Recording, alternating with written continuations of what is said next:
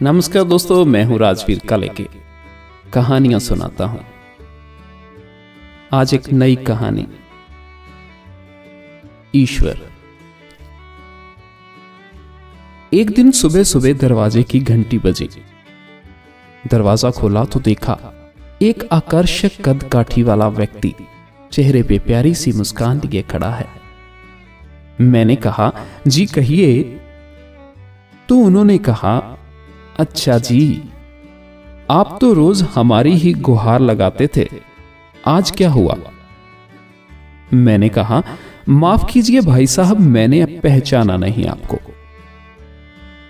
तो वह कहने लगे, भाई साहब, मैं वह हूं जिसने तुम्हें साहिब बनाया है।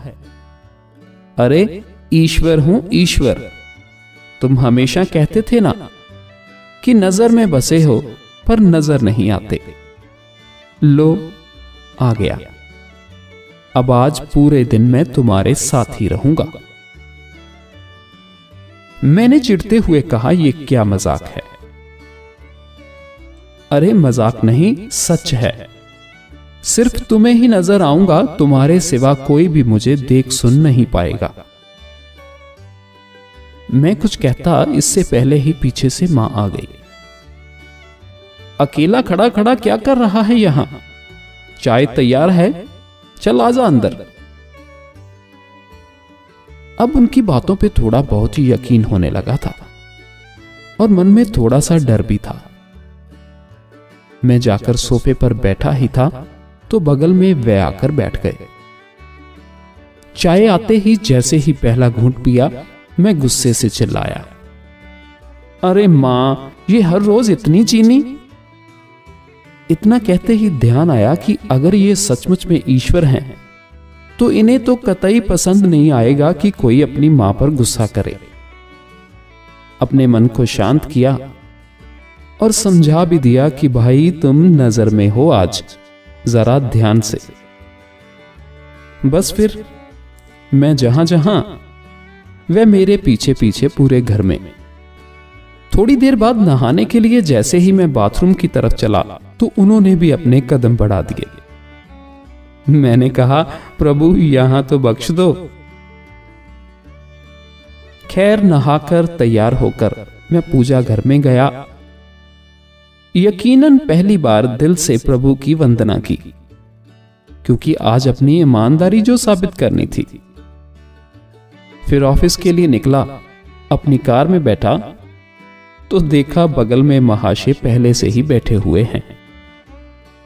सफर शुरू हुआ तभी एक फोन आया और फोन उठाने ही वाला था कि ध्यान आया कि तुम आज नजर में हो। कार को साइड में रोका, फोन पर बात की और बात करते करते ही कहने ही वाला था कि इस काम के ऊपर के पैसे लगेंगे।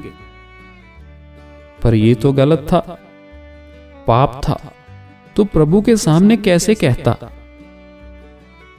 तो अपने आप ही मुंह से निकल गया, आप आ जाइए, आपका काम हो जाएगा आज। फिर उस दिन ऑफिस में ना स्टाफ पर गुस्सा किया और ना किसी कर्मचारी से बहस की। 25-30 गालियां तो रोज निकल ही जाती थी मुंह से। उस दिन सारी गालियां कोई बात नहीं, इट्स ओके में तब्दील हो गई थी।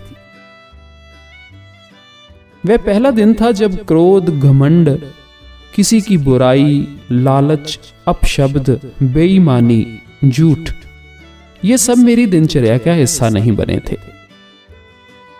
शाम को ऑफिस से निकला, कार में बैठा तो बगल में बैठे ईश्वर को बोल ही दिया, प्रभु सीट बेल्ट लगा लें, कुछ नियम तो आप भी निभाएं। उनके चेहरे पर संतोष भरी मुस्कान थी। घर पर रात्रि भोजन जब परोसा गया तब शायद पहली बार ही मेरे मुख से निकला, प्रभु पहले आप लीजिए। और उन्होंने भी मुस्कुराते हुए निवाला मुंह में रखा। भोजन के बाद मां बोली, पहली बार खाने में कोई कमी नहीं निकाली आज तूने, क्या बात है? सूरज पश्चिम से तो नहीं निकला आज क्या? मैंने कहा, मां आज सूर्योदय मन में हुआ है। रोज मैं महज खाना खाता था, आज प्रसाद ग्रहण किया है मां, और प्रसाद में कोई कमी नहीं होती। थोड़ी देर टहलने के बाद अपने कमरे में गया। शांत मन और शांत दिमाग के साथ तकिए पर अपना सिर रखा तो ईश्वर ने प्यार से सिर पर हाथ फिराया और कहा, आज तुम्हें नींद के लिए किसी संगीत, किसी दवा और किसी किताब के सहारे की जरूरत नहीं है।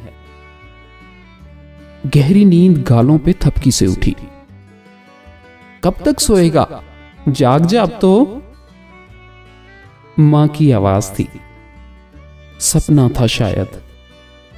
हां, सपना ही था, पर नींद से जगा गया।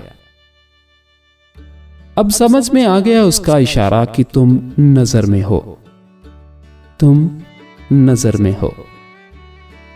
जिस दिन ये समझ गए कि वह देख रहा है, सब कुछ ठीक हो जाएगा। सपने में आया एक विचार भी आंखें खोल सकता है, तो जरा ध्यान रखिए।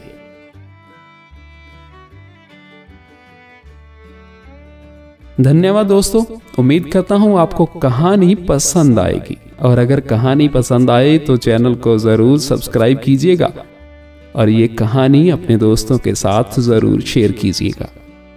दोबारा मिलेंगे एक और नई कहानी के साथ इसी चैनल पे। तब तक के लिए आप सबको नमस्कार, धन्यवाद, शुक्रिया।